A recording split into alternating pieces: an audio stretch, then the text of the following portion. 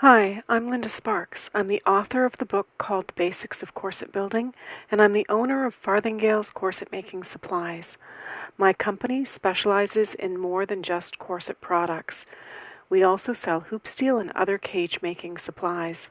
Today I'm going to demonstrate how to make a basic cage crinoline and how to alter the shape of that cage by simply shortening or lengthening the steel wires that are used. This short cage crinoline demonstrates most aspects of crinoline making. There is a waistband with a closure. There are vertical tapes. These are made of Petersham ribbon. There are 2 open hoops. There are 2 closed hoops. Each closed hoop is made using a hoop connector. And there's an internal ribbon that I've pinned in place to help show you how to affect the balance of the cage crinoline. I'll talk more about this during the construction process. This turquoise and pink cage is exactly like the white cage shown earlier. But by adjusting the length of one of the hoops, the shape has been completely changed. I've also not used the tie that would affect the balance of the cage crinoline. And I've covered it with a stretch fabric that conforms to the shape of the cage. This is also a type of cage crinoline or hoop petticoat. There is a waistband with a closure. There are no vertical tapes. Instead, twill tape has been sewn onto the fabric to create casings for the hoops. There are open hoops at the top. There are closed hoops. Each closed hoop is made using a hoop connector. And instead of a single ribbon, there is a laced panel underneath which helps adjust the balance of the cage. It's very much like the short cage crinoline, but the construction techniques are slightly different. It is important to know that when you're making a long cage such as this one, the bottom hoop must be at least 8 to 10 inches above the ground. You can add a ruffle at the bottom if you'd like to add length, but the hoop needs to be high enough off the ground that your toe will not catch it if you're stepping forward. Now that you understand what the end results can be, I'd like to talk a little bit about the materials we use to make cage crinolines. So I have some materials here. I'm going to start with Petersham ribbon. So the Petersham ribbon is a lightweight ribbon, and we use that for the tapes that hold the hoops in place. We can also use it for the waistband. So this is where I've used it as the waistband, and I have covered belting. I want to show you the difference.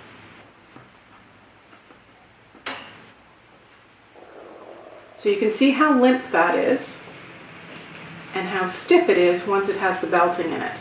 So this is what we want when we're using it for a waistband. We want it really nice and firm, and this is what we can use for the tapes. So that's belting, it's nice and stiff. It's inside the Petersham, and if you want, you can use fusible webbing to fuse the two together before you stitch it.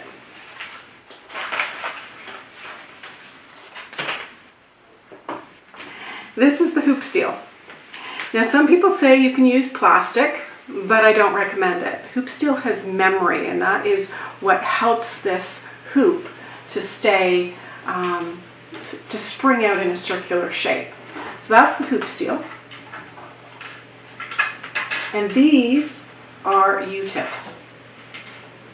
And the U-tips go on to the end of the hoop steel in order to keep these sharp corners from cutting your casing. So you can see how these are rounded. So when you have an open hoop, you want these on the ends. These are hoop connectors. So this slides on. I'll see if I can slide that on from here. And then the other side of the hoop will slide in there to make a closed hoop. So it makes the creation of hoops really simple. And last but not least, we need a buckle. And this is a toothed buckle, so a slide buckle, which means that the waistband can be adjusted to any size. Whereas if we poke holes in a buckle, we have 1-inch increments. This means you can accurately fit the size over your waist, over a corset or anything else. So that is about it for the materials that are needed. There's really not much. And now we'll move on to making the hoop skirt. All right, so I'm going to start with the waistband, and this is ultimately what I want the waistband to look like. It's 2 layers of Petersham with the buckle attached at one end, and it's stitched down. So I'm not sure if you can see the stitching there, but it's stitched down. And that is the final waistband, and we will be attaching the tapes to this. So how do we get there? This is the Petersham. It's a fairly long piece of Petersham. I've got it about 8 to 10 inches longer than what the waist would be, and I've doubled it. So I've got 2 layers. The folded end is going to end up being the loose end. And the 2 cut ends, once they're attached, will go over the buckle. So what I like to do is to stiffen it a little bit. If I don't have belting, I use the fusible web. So I just use that fusible web. I sit it down in the middle. I fold it over and I press it to fuse those 2 layers together the whole length of the waistband. And I have one pre-made here. So here it is, and the stitching is very dark so you can see it.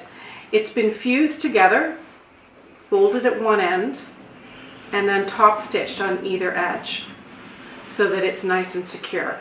And again, I could easily have belting in there to make it stiffer. And now I'm going to take this, and I have to find my buckle. So I have the buckle, and the buckle lays flat like this. And this tape, the raw end of the tape, has to go over that center bar. So it's going up, and then over like that,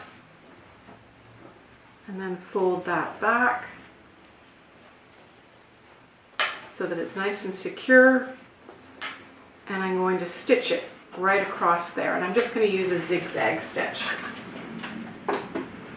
just to make sure it's nice and secure.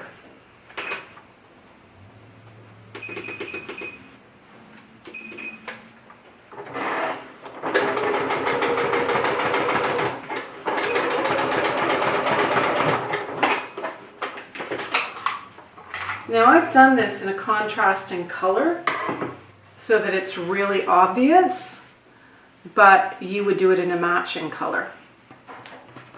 The end of the folded end then comes up through those teeth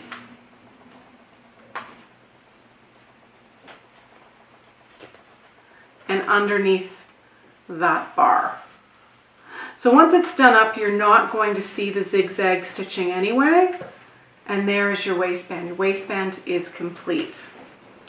And we're ready to go on to the tapes that we're going to fit onto the waistband. The waistband is done, and now I'm ready to go on to the tapes. And the tapes are what hold the hoops in place. So here's my piece of Petersham. And it's folded in half. And I'm going to stitch across the top edge. Now I'll have 8 of these, and we have to make sure that the seam allowance at that raw edge is the same on every one of them. And I'm just going to use a narrow zigzag right across the top, just for strength.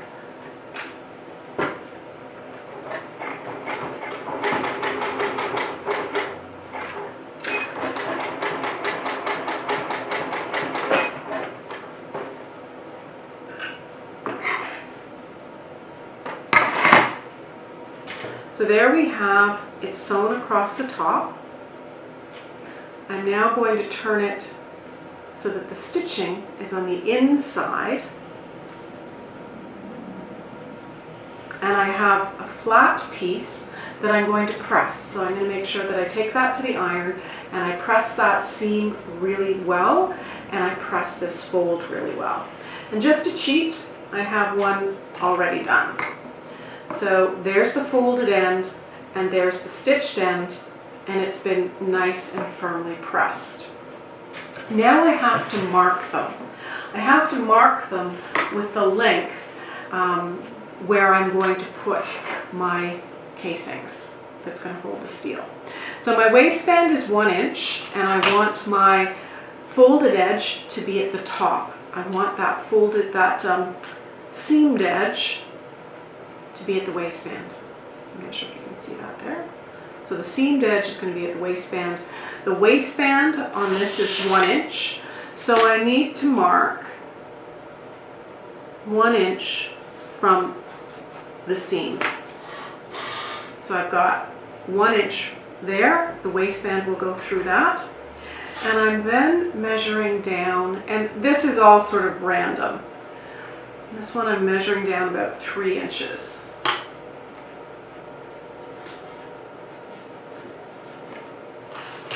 And then I'm dropping it another 1 inch, because as much as my boning isn't 1 inch, my hoop steel isn't 1 inch, I want room for the hoop steel to settle where it needs to be. So it might need to be at the bottom, it might need to be at the top. I just want to give it a little bit of space.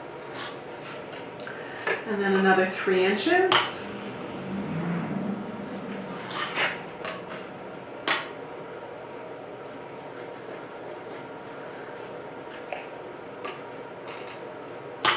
Another 3 inches. And each one has about 1 inch. And then I'm about 1 inch up at the bottom as well. So I have my marks, and those marks now need to be stitched on every single one. So I have to do this to 8 pieces. It's a lot of piddly stitching. So I'm going to put that aside, and again I've cheated, so I'm not sure if you can see, but that has been stitched. And then I've got a casing, so the waistband, hoop, hoop, hoop, and a 4th hoop down at the bottom. So I will have 8 of these when I'm done, and I'm going to finish that a little bit later. I want to show you an option. You can make these decorative. So the tapes can be decorative if you've got an embroidery stitch on your machine. Notice that the embroidery is not on the back, it's up at the top a little bit. You embroider these before you make your casings, because the hoop steel has to be able to go through, just like this pencil is going through. So that embroidery is only on one side. Now to do that with Petersham, I found that I needed to use some fusible interfacing just to stabilize the fabric, and then I did the embroidery stitch. But I still have the casings. It just makes it a little bit prettier. All right, we've done the tapes, and I'm going to get ready to put the waistband onto a mannequin and then put the tapes onto the waistband. So we have our waistband on our mannequin, we have our tapes on the waistband. The only thing that's left is the hoop steel, and that's what I've got here. So again, I've got my hoop steel, I've got my tip, I've got my hoop connector, so I'm all set to go. And I've cheated a little bit. I have pre-cut my steel, and I've used tin snips to do it. So I've cut it to the proper length, and then I've nipped off the corners of the steel with my tin snips so that that tip will fit on really easily. And then I have these amazing pliers that are only available at Farthingales.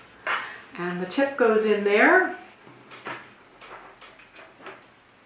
And now that tip is secured. And I have a number 1 at this end. I have a number 2. So number 1 and number 2 are my open hoops, so they have the U-tip on the end. And then my number 3 and my number 4, those are my closed hoops, so they have the hoop connector on them. Now that my steel is all ready, I can take these steels over to the mannequin that has the waistband and tapes on it, and we can slide these into place and our cage will be complete. I'm ready to put my cage pieces together. I've placed the waistband with the tapes onto a dress form. If you don't have a dress form, you may need to get a friend to stand in for you. Move the tapes around the waistband until they're evenly spaced. They don't have to be exact, as you can still adjust them later. Starting at the back, slide the number 1 hoop into the top casings of tapes. This will be the shortest of the tipped hoop wires. They should end at the closed casings at center front. Slide number 2 hoop in from the back as well. It too will end at center front. Slide a hoop connector onto the end of hoop wire number 3 and number 4. Starting at the front this time, slide the hoop wire into the casings on either side of the front. I like the ends to meet at the center back. When the ends meet, slide the cut end of the steel into the open side of the connector. Repeat this for hoop number 4. All of the hoops are now in the casings, and you have to adjust the placement of the casings so that the hoops are balanced the way you want them. This is where you can play with shape. Adding ties to the inside of the cage will also change the silhouette, and adding ties is important if you plan on draping heavy fabric over the cage, as the weight of the fabric can distort the shape of the hoops. The ties will help stabilize the shape that you want. Notice how the hoops are resting within the tape openings. Some are at the top of the casings and some are in the middle or at the bottom. I pin the hoop in place and hand stitch the opening closed so that the hoop is resting where I want it. So you can see how simple it really is to make a cage crinoline.